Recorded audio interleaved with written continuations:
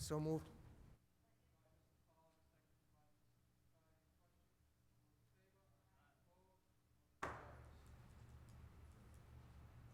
Motion to approve the executive session minutes on July 24th. Motion made, approved and sealed.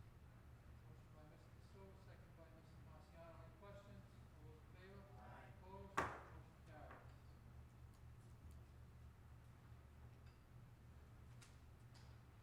Moving on to correspondence.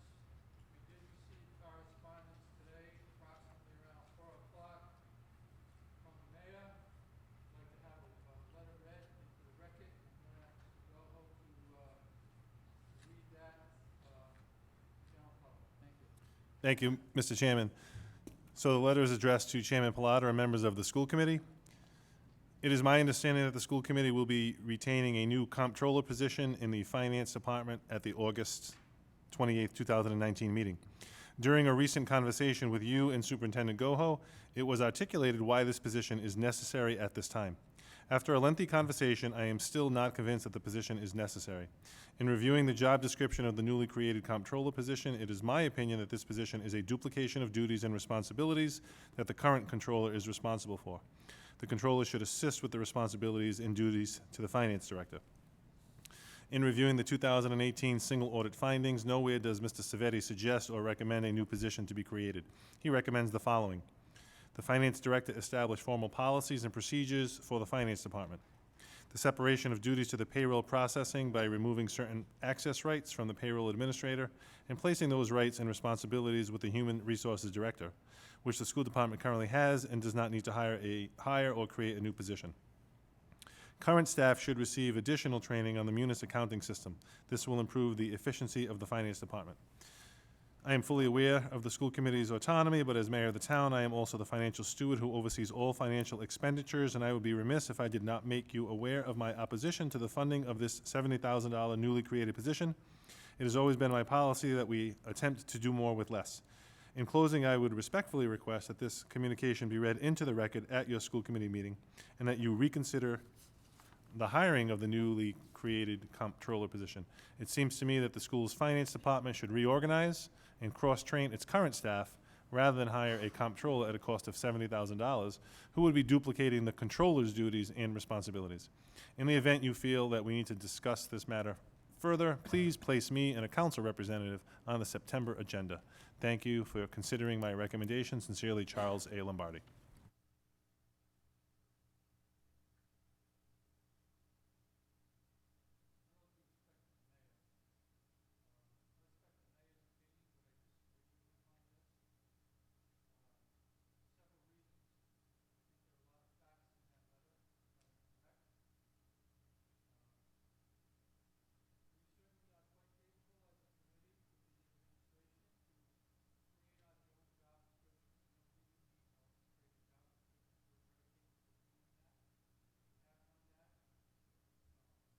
Additionally,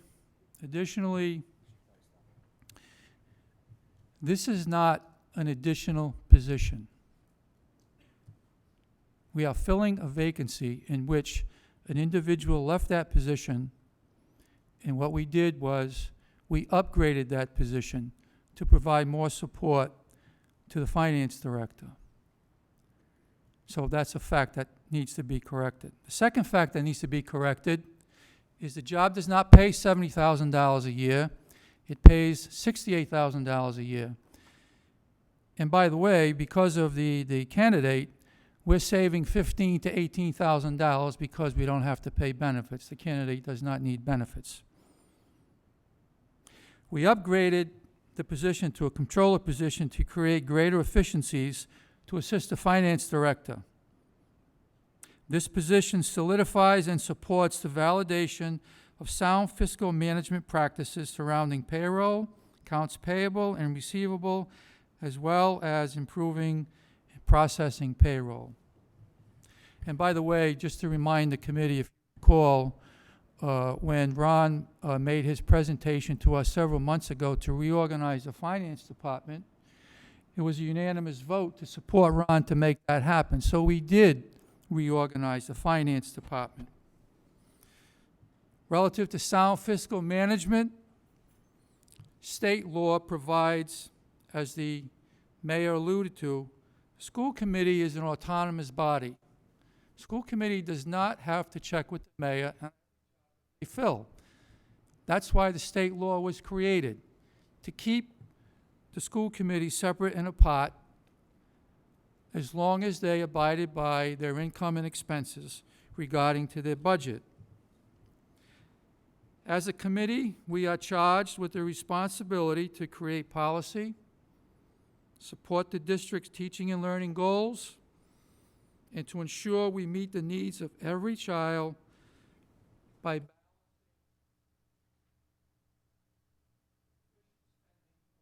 payers' dollars. To that end, we know what our responsibilities are, and we are very cognizant of the hard-earned taxpayer dollars that we receive. For example, and I have put this in writing to the town council and the mayor, but I think it's necessary to repeat it in terms of our fiscal responsibility. Yes, it is our job, and we did our job. And we did our job very well over the last 6 months. We saved the district $60,000 by not putting out the bid a redistricting committee. We did that in-house. The superintendent filled in 2 positions over the last 6 months of the last school year. We saved $40,000.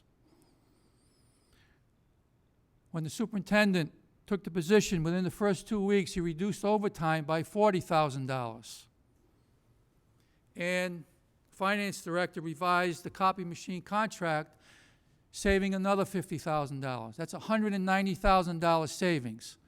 So I'm going to repeat this once again. We are very cognizant of how we spend taxpayer dollars. Moving forward, we will continue to monitor our expenses without jeopardizing the education of our children. And we also, as a committee and a school district, appreciate the support of the taxpayers.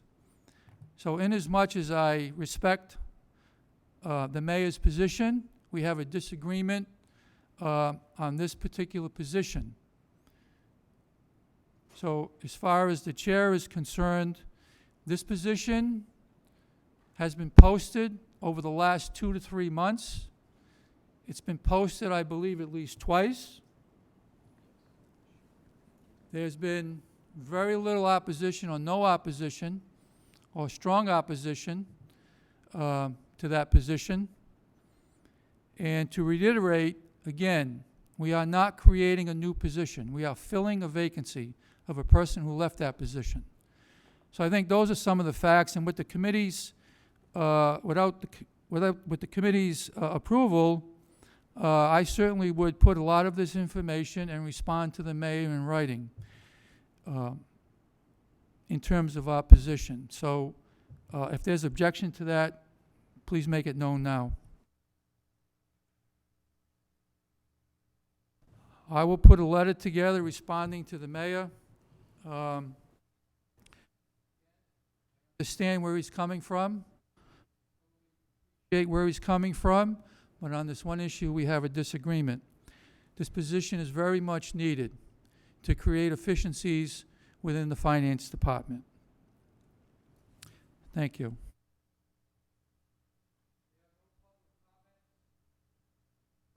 Homeschooling, no, I'm sorry, excuse me.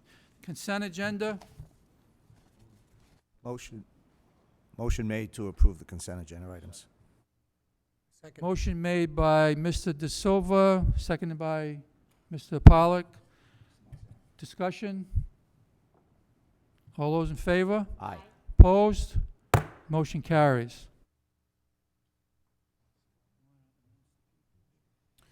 Sure, if there's anyone in the audience who we recently appointed just now with the approval of the consent agenda, if you would please stand and be recognized. Lori Lazarecci, Miss Lori Lazarecci is the appointed comptroller for the North Providence School Department. Welcome to North Providence, congratulations.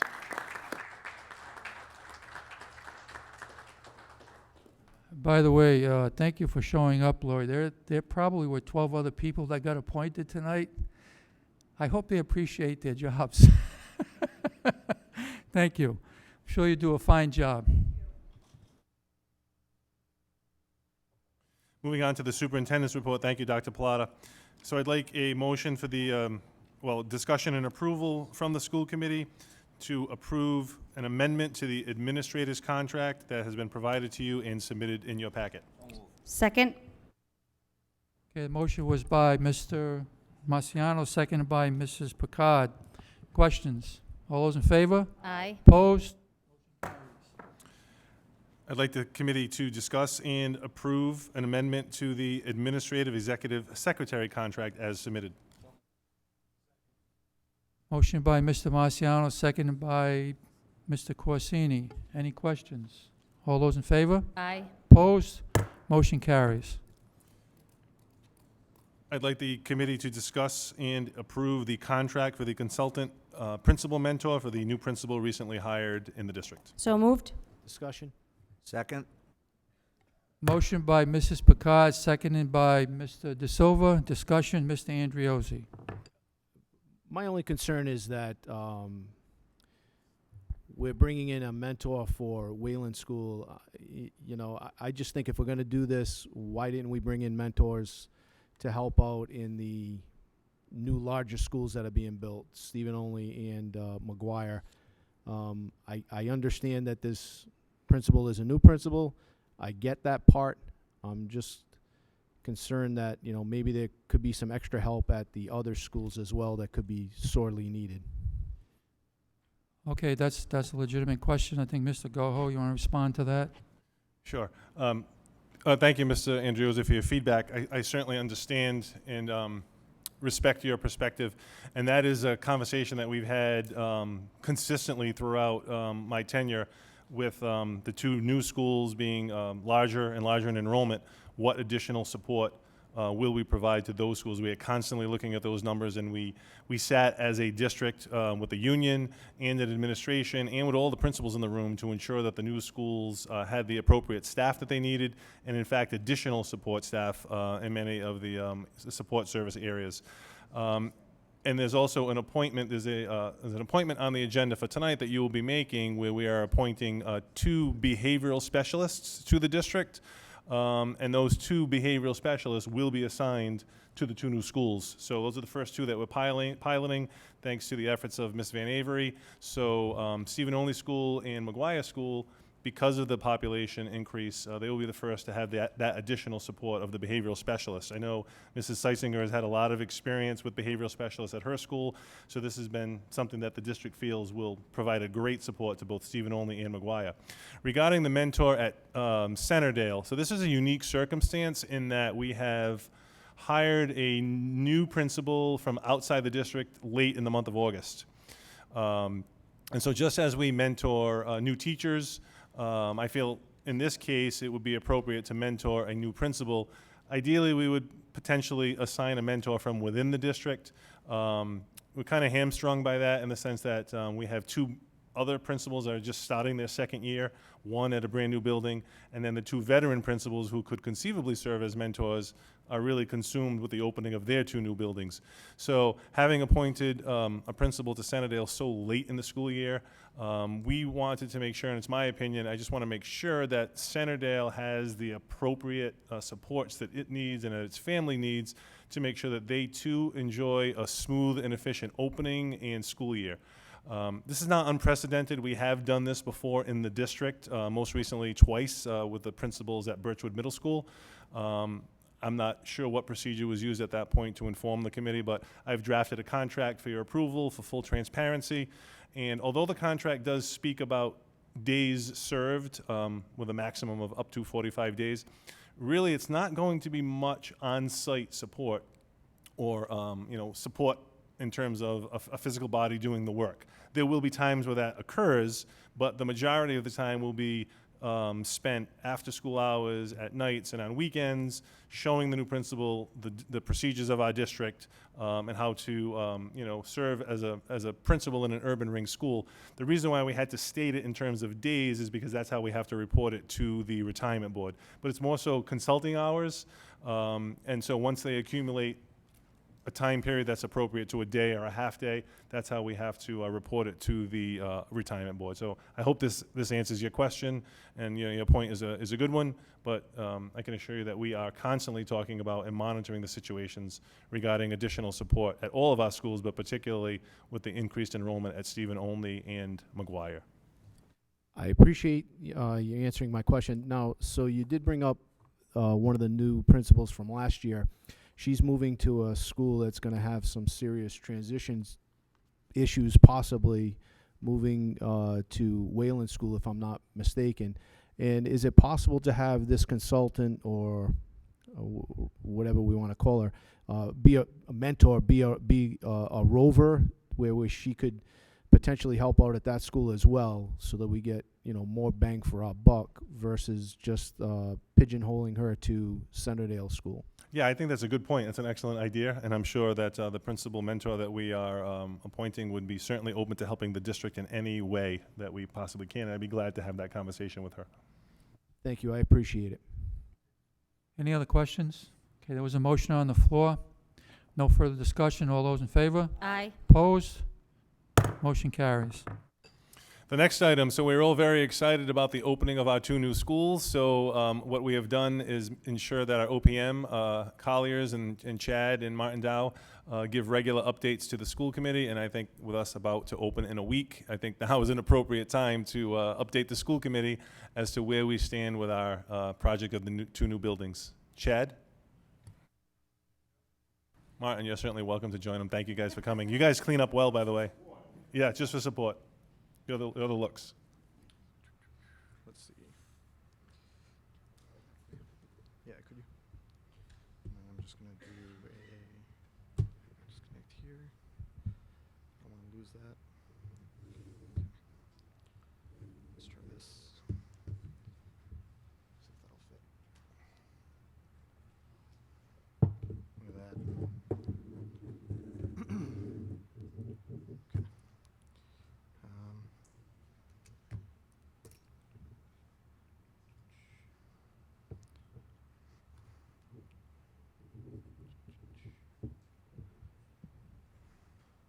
Actually, could you hold that too?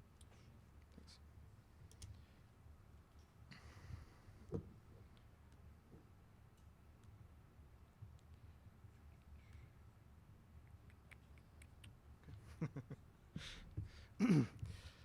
All right, so first off, thanks school committee for inviting us back. We're certainly happy to talk about the schools, especially since we're now at the point where we can start enjoying them. So it's an exciting time. As I've mentioned before, so I'm not going to get too in-depth on this, but I'm with Colliers International. I'm a project manager here with my colleague Martin Dow. He's been involved in the district as well, working on various health and safety improvements, which I believe will be discussed in greater detail later this afternoon or evening. And you'll see the various other firms that we've been cooperating with throughout this process. We've had a very impressive team working on these projects. So you'll see with this table of contents, I basically prepared this presentation as sort of a virtual walkthrough through the space, so that you can kind of get an idea as to where we're at and what we've provided. So starting here, you'll see in the upper right corner, that is an image over at Stephen Only that was taken inside the reading nook. This is a space just off of the media center, which is kind of the modern library for this building. Below that, you'll see an image from McGuire. This photo was taken to show one of the learning commons slash kind of meetup spaces. You'll notice throughout this presentation that there's a lot of versatility that was intended throughout the design of these 2 schools. So a lot of spaces may be intended for one thing, but they were designed with the expectation they might be used for something else. So down below, you'll see another similar space. This is what is referred to as a learning commons. There's a bunch of storage space here, and the intent would be that a teacher could conduct sort of a smaller side class here, or maybe use the space in conjunction with their classroom, and have a lot of flexibility there. So I'll start with some exterior photos here with Stephen Olney on the left and then McGuire on the right. There's not too much to speak about here that's not obvious from the photos, but you'll see a little bit of the playground here, which I'll show you a little bit more of in the near future. And you'll also see that both buildings, while different in design, they share a similar makeup. A lot of the materials are the same between both buildings. You'll see they're primarily brick with panel systems, and the panel systems vary between both buildings, but for the most part, they're a mix of composite panels and metal panels, which provide a lot of intrigue when just standing outside and looking at the building itself. So here are the more detailed photos of the playgrounds that are available at each school. Again, you have Stephen Olney on the left, McGuire on the right.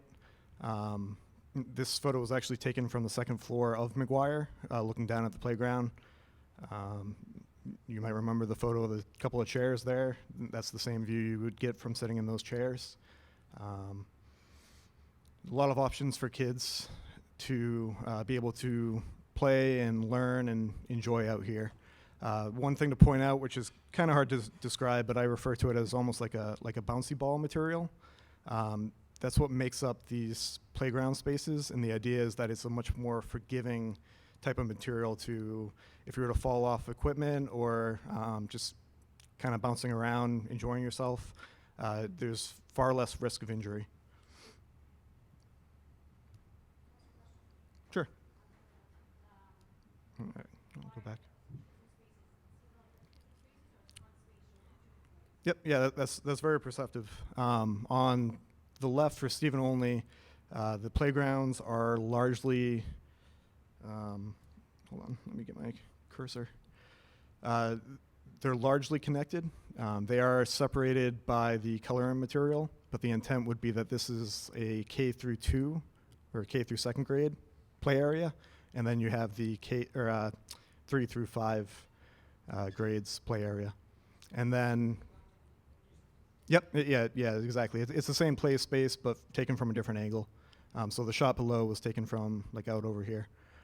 But to your point, McGuire is separated a little more just based on the grades that we had to work with.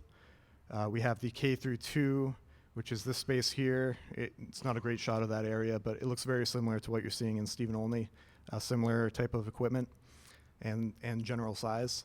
And then this space is intended to be used by both grades, ultimately. You'll see a bit of a basketball hoop in the back. You'll see a basketball hoop here over at Stephen Olney. The same design intent, but because of the grades, the 3rd through 5th grades play area was separated and is actually down towards the Cottage Ave side, whereas the K through 2 is up by Central Ave. So here are some examples of the classrooms. You'll see from the classrooms that they vary in design. Some have more storage than others, and it's all intended for their purposes. I believe this one might be for speech over at McGuire, and then these are more kind of general 1st, 2nd, 3rd grade classrooms. You'll see they're quite large, certainly sufficient for the number of students we're planning on having in them. And there are just lots of options for versatility, and you'll see a lot of sunlight available in these spaces as well. It's also a little hard to tell, but you'll see all of the classrooms have operable windows as well. Not every window is operable, but there are a number of them so that you can get fresh air into the building on nice days. This is also a good opportunity to mention that these buildings are fully air conditioned, which I'm sure the teachers will very much appreciate. as well as the students. Yep, good point. Oh.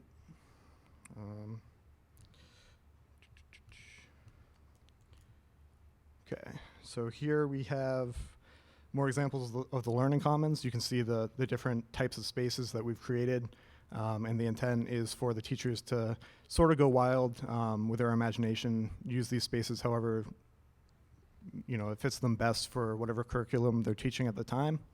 And one thing to point out is you'll see this material used quite often. It might look like just a regular piece of wallboard, but it's actually whiteboard. So you can use dry erase markers on it, which will be fun for the kids. It's also a way that it's an item the teachers can incorporate into their learning.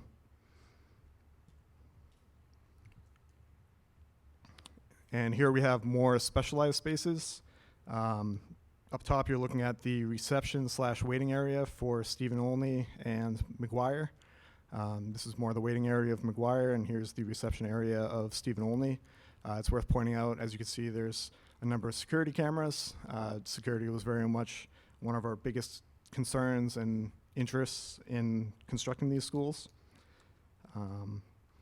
You'll see down here is an enrichment room. I've mentioned this at past presentations. It's a lot easier to see now that it's fully developed. But this is sort of a breakout space between 2 out of the 3 classrooms for every grade. And this room can be used by teachers, again, for however they wish, but the intent was maybe if part of the class is working on a different type of project, rather than have them kind of talk over each other and be distracted by the other team's project, they could separate and maybe have one part of the class in here while the other completes in the other room. And here we have the nurse's office. This is actually just one of the rooms off of the nurse's suite. It's being referred to as the exam room. You'll see it pretty much looks like a doctor's office. We were able to incorporate everything that the nurse could possibly need. And here we have the central stairs for both buildings. McGuire, I've mentioned before, the bird boxes offer seating space on the outside in the hallways here, as well as a way to view the space in between and just try and tie the entire building together as sort of a community focus. You also see the primary colors being used. Provides a lot of interest and that sense of play. Here is a couple photos of the kitchens for each school. You'll see they're nearly identical. The intent was to make sure that both schools were outfitted similarly and that it was all new equipment and of high quality. So here, again, a little more focused as far as the classroom intents go. Here we have the music room for Stephen Olney and the music room for McGuire. McGuire, clearly when the photo was taken, is not fully set up, but you can imagine it looking a lot more like the Stephen Olney photo you're seeing here.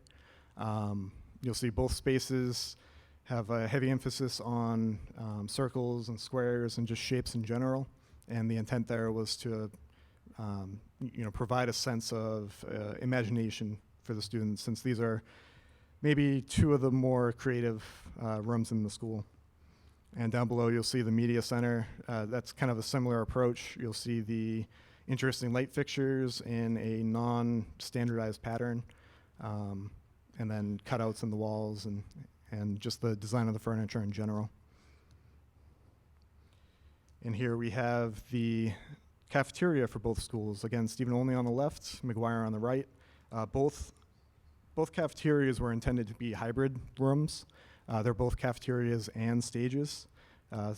So I've heard the term cafetorium used, and that's probably the best way to describe these 2 spaces. You'll see the stage back here at Stephen Olney and back here at McGuire. Large spaces. These kind of polka dots down along this wall actually serve more than just an aesthetically pleasing design element. They're actually acoustic wallboard, which is supposed to help keep echoing down within this space. So if someone's doing a performance, especially singing, none of that sound is bouncing back at them. And here we have the gym. This is one of the more kind of awe-inspiring spaces when you first visit the school. It's a very large space. The photos definitely don't do it justice. You'll see it's brand new space, very tall ceilings. They're two-story ceilings. We have lights around 3 sides of the gym at both gym. And then you'll also see we have the North Providence logo, which came out fantastic. That'll be at both schools. They're working on Stephen Olney's now. You can actually see some of that happening up here. So in the end, they'll both have this look, and it'll be a large gymnasium for them to use with a bunch of technological advancements as well. You have these 2 basketball hoops that are motorized, and then you also have a digital scoreboard in the back. And that's pretty much it for the presentation. I wanted to thank again the school committee for having us back out and for providing this opportunity along with the town in the first place. We've really enjoyed working here, and I wanted to formally invite the school committee to a walkthrough on September 4th, beginning at 5:45 at Stephen Olney. So, thanks again. Thank you, Chad. Does anyone have any questions? I would just say that, sitting on the facilities committee for the last 2 years, meeting every Tuesday, it's been a pleasure working with Collier's, Gil Bain, and from the town, Jimmy. All 3 components contributed to making this project very successful. And the chairman always asks every Tuesday, are we on schedule, on budget? And the answer for the last 2 years has been yes. The answer was yes at our last Tuesday meeting, that it's on time, on budget to open. So our expectation is that it will open on time and on budget. So thank you for all your hard work in the town of North Providence. Thank you, Jimmy, for your work and coordination with Collier's and Gil Bain. And my assumption is that you guys are working right up until September 4th. Yeah, that's correct. The schools are in great shape, but we are at 99%. So we're doing the final clean, final touch up, and just doing everything we possibly can for the next few days to make sure we're 100% for when kids arrive next week. So thank you, Frank. Thank you very much. Thank you. So just some other information that I would like to provide to the committee and to the community so that everyone is aware of the tremendous amount of effort that the town and the school department have devoted to all of our schools, in addition to building the 2 new schools, which we should be very proud of. There's been a considerable amount of work done by the school department and the town in partnership at the other schools as well. So Mrs. Seitzinger, if you would proceed to the first slide. So at Centerdale Elementary School, we have completed interior painting. There is a new bus drop-off and pickup traffic configuration in the rear of the school, which should really positively impact the congestion and the concerns that the community has had in that area with the congestion and the traffic in the neighborhood, as well as new fencing that is being put up around the school as well. At Greystone, all brand new student bathrooms, extensive interior painting, site work improvements to the rear access road and the bus route, again to provide a smoother traffic pattern and a safer traffic pattern, and also to try to relieve some of the duress felt in the neighborhoods at arrival and dismissal with the buses. Increased handicapped accessibility to field and exterior play areas, paved and new fencing around the playground, and then a remodeled ADA compliant front main entrance, and then drainage work in the front of the school. At Wayland School, again, interior painting. The painting patterns and the colors, I should mention, by the way, are very similar and patterned with the same scheme as the new schools. We built 2 new offices in-house for support services at the entrance of the school. Thanks to the efforts of many on the school committee and on the town council and the support of the mayor, we have a new state-of-the-art playground going in at Wayland Elementary School that we're very proud of, and also new exterior fencing that the mayor has committed to fund around that playground. At Birchwood, interior painting, exterior painting, and then 3 new rooftop heating units to improve the climate of the school inside during the winter. At Ritchie Middle School, interior painting as well, new room air conditioners, concrete work and manicuring to the front entrance, and then structural improvements are continuing in the rear of the school building. At the high school, extensive interior painting. Our exterior doors and railings have been painted. We're in the midst of a new fire alarm and safety control system upgrade. Expanded parking in the front of the school for our students, faculty, and staff. Repaving and restriping of the parking lot. Major landscaping around the school and athletic fields to tidy up the appearance and make it low maintenance. A new wind screening is being installed around the upper football and soccer field. Completed roof replacement and interior LED lighting, and then replaced all rooftop ventilation and AC units to again improve the ventilation and climate within the building. So that is the work that has been done by the town and the committee on all of our schools, and then if there's any feedback or questions from members of the committee, you can certainly direct them towards me or towards Chad or Martin. I can add to that I asked the Facilities Committee at the last meeting, and they approved it, to put together a brochure before and after of all the work that's been done in all the school buildings. So we're working on a brochure. They're gonna work on a brochure so we can get that out to the community, and the community can have it in hand, a nice hard copy. So that should be coming soon. Mrs. Picard has a question. Thank you. Picard.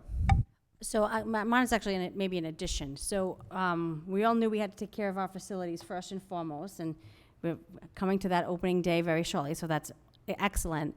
I still have constituents reaching out now, which I told them once the schools are ready and we did the upgrades, we would definitely come back to it. And I know both the town council and the mayor said they were going to support the revision and revisiting of the high school athletic field, which I say high school athletic field because that's where it's located, but it is used by pretty much every member of the recreation regarding, Jets football, soccer leagues, lacrosse. There's just so many people that use that field, and it has been a concern. So I'd like to have that, be bringing up that conversation now, knowing that we'll have to be thinking about it for budget because we don't have the funds. We'd have to actually talk to grant opportunities, which we have. We've had parents come in the past, and they're willing to come back if necessary.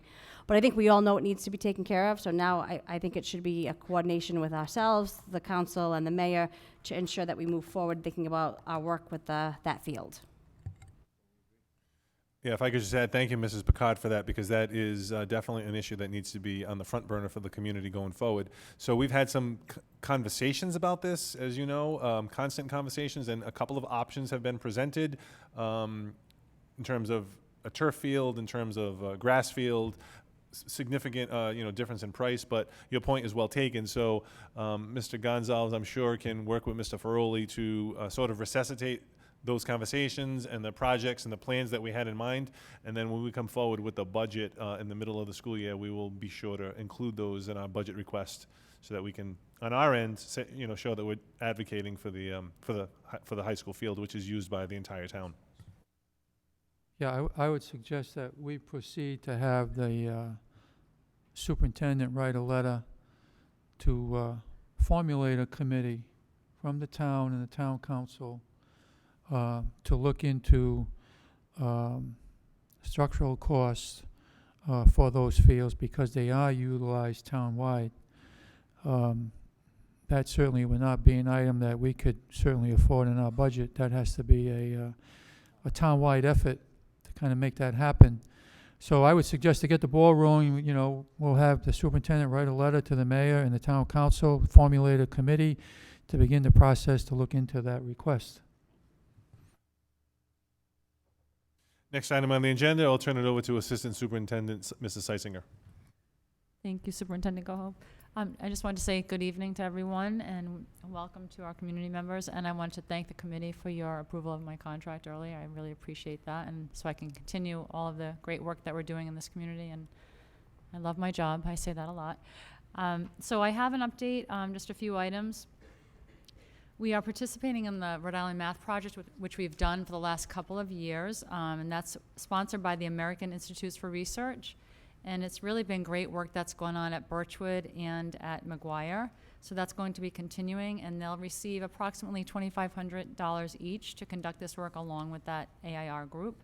We're also going to be conducting a book study, mainly on number talks, which is really just talking about number sense, learning about number sense, talking about math, and talking about children's thinking. And we'll be working with the Math District Curriculum Committee on that text study.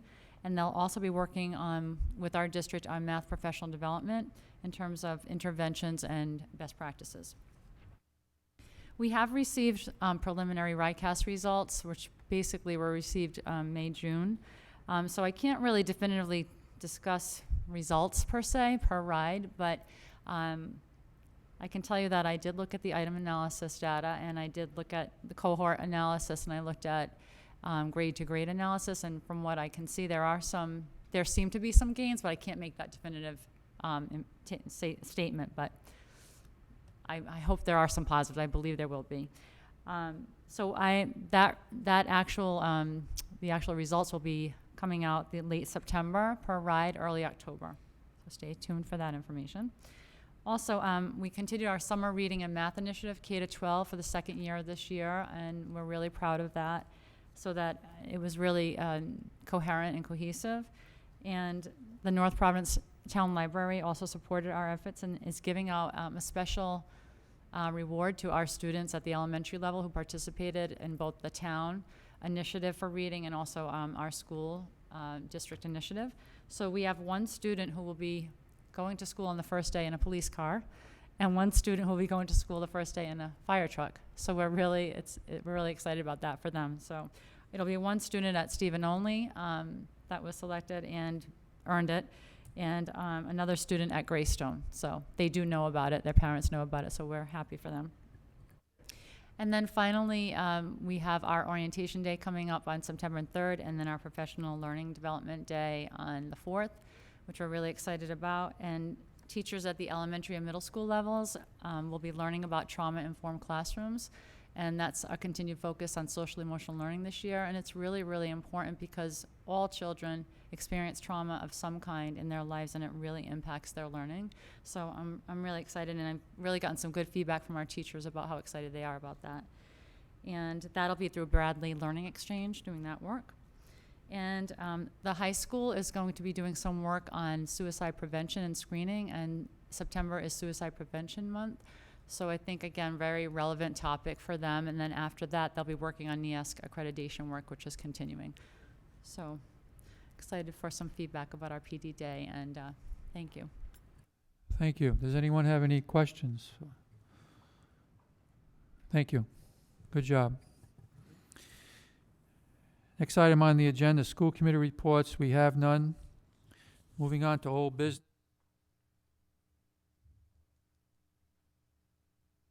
Discussion of the lunch policy.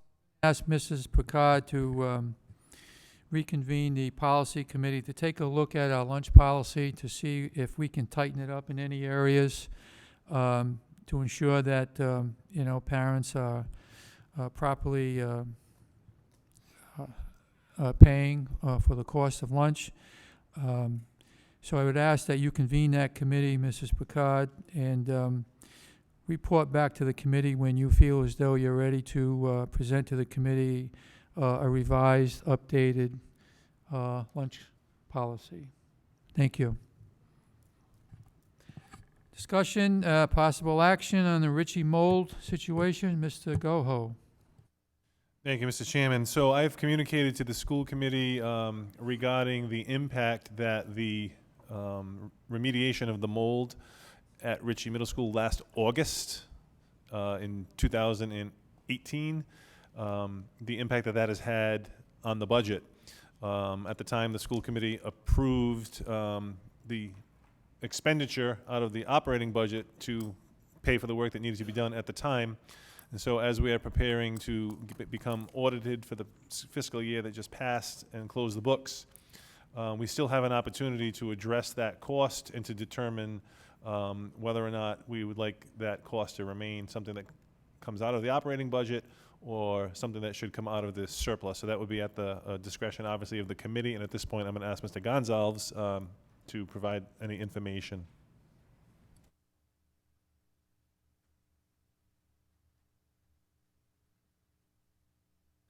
Good evening, everyone. I think it's important that we use our surplus funds. I can make an adjustment into our system to allocate the use of fund balance. If it shows a more accurate reflection of the actual activity in the school department, if we can remove or utilize our surplus funds on a one-time use for one-time use expenditure. And I anticipate this mold remediation is a one-time expenditure. Actually, I hope it's a one-time expenditure. And that also the feeling of the auditor? Actually never got Bob Savetti's opinion on the matter. However, I asked him how to perform the audit entry, the accounting entry to utilize the surplus funds.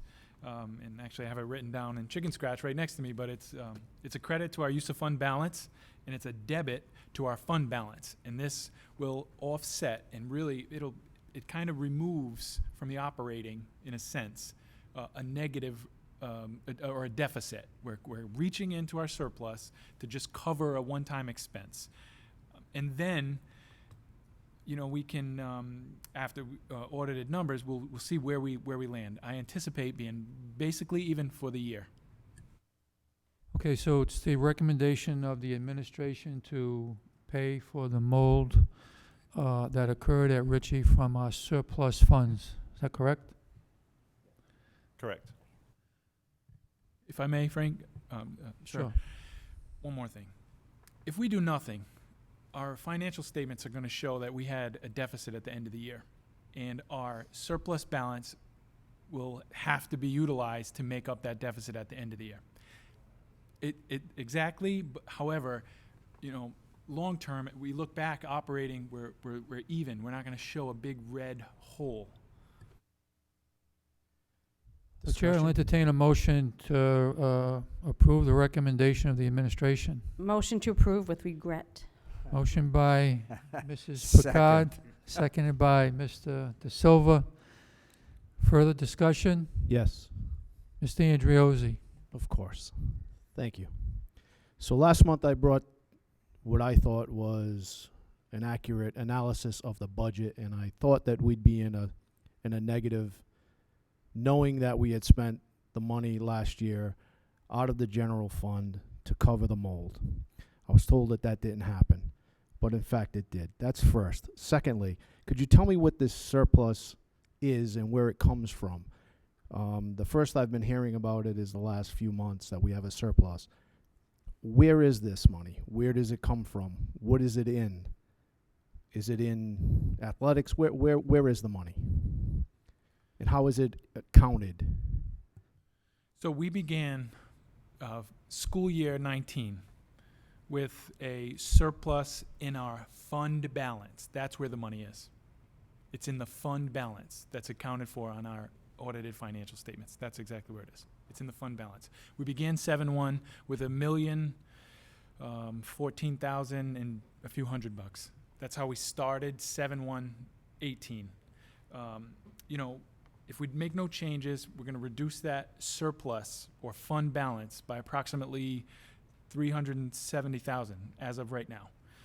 If in either way, it's going to draw from that fund balance, our deficit, or add to if we end the year in the black.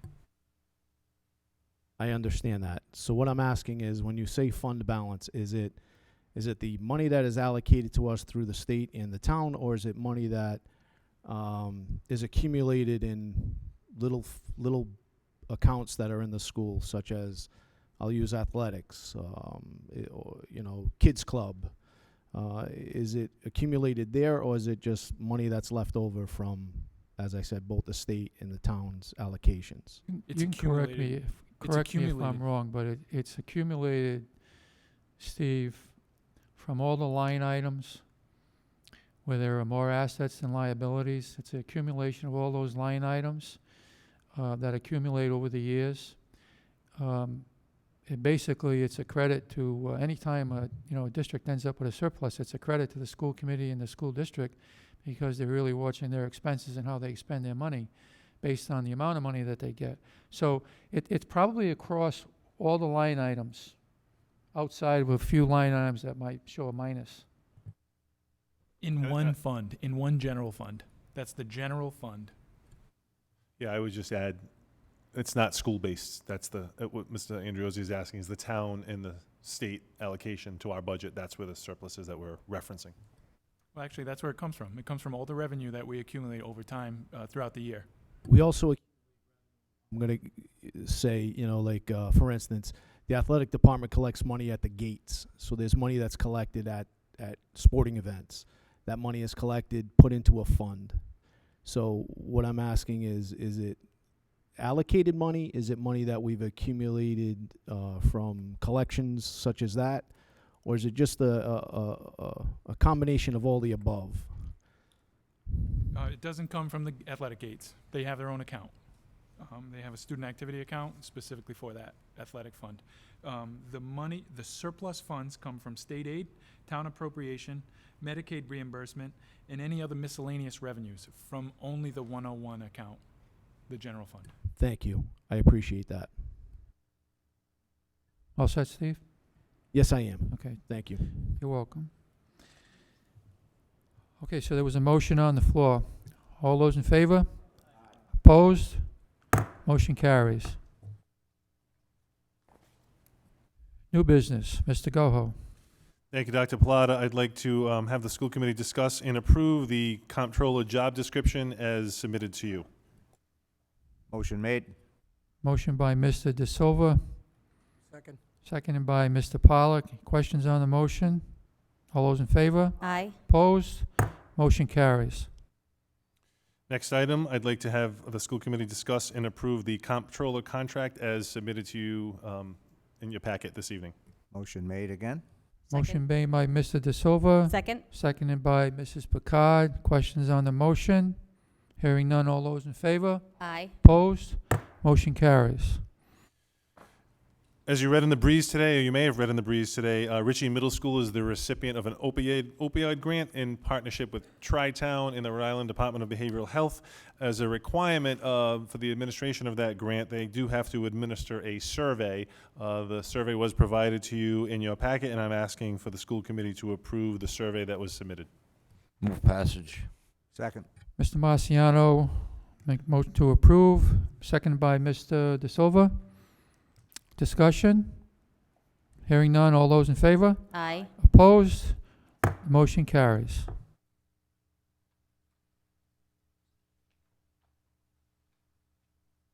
Moving on to use of property. Chair will entertain a motion.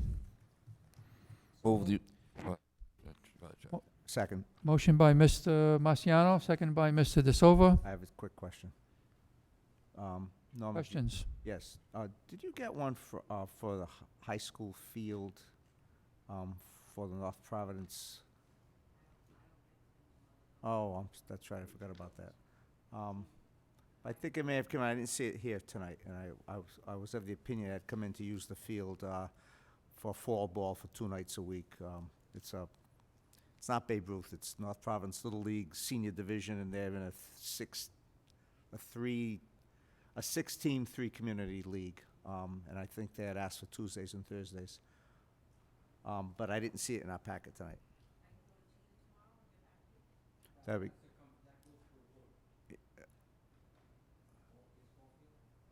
Yeah, I think Lou's only using it on weekends. All right. Okay, thank you. Okay, there's a motion on the floor in a second. One other question with the use of property. I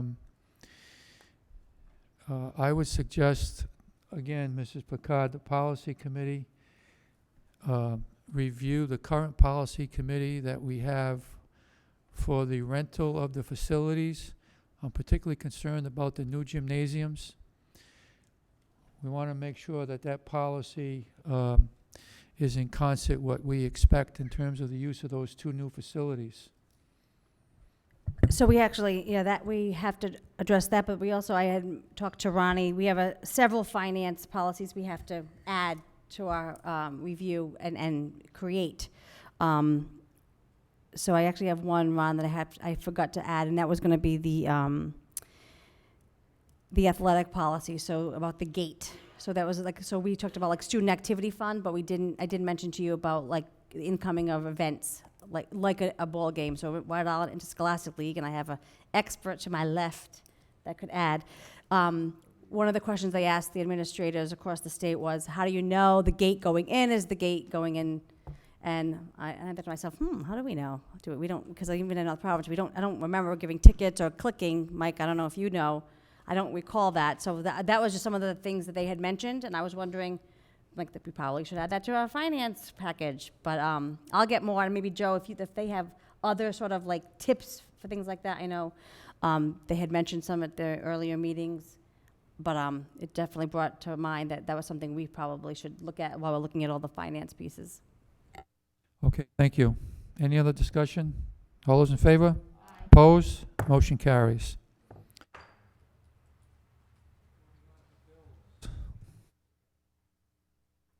I make a motion to approve, and I have a discussion. Make a Second for the motion, purpose motion of- made by Second. Mrs. Picard, seconded by Mr. Discova. Discussion, Mrs. Picard. So Ron, I noticed there are still individual names on the sheet, so I was curious. You don't have to answer me now, by the way. I just want to know why we are still paying individuals and for what purpose, just so I'm clear, especially as we go into policy.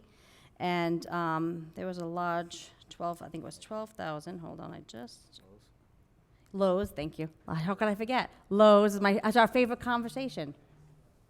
That was for the ACs For from. Richie? Yes, the Thank you. 10,000, yep. So just if I could, the ones that have individual names, if we could know what that was for.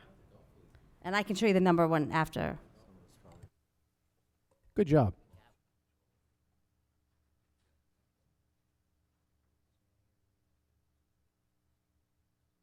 Can you give me an example, Gina? So on my page, it says line 11, 4001, vendor 4001. July 2nd, 2019, for $404.32.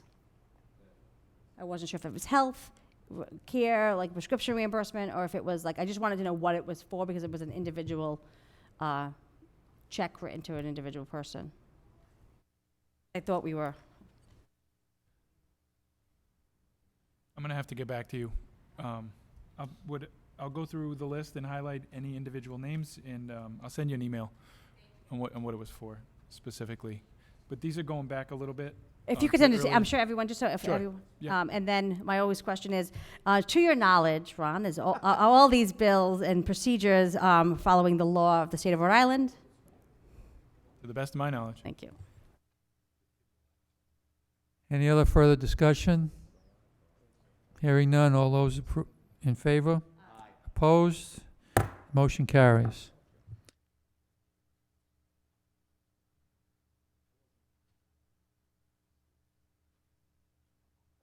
We have no pending business. The chair will entertain a motion to adjourn.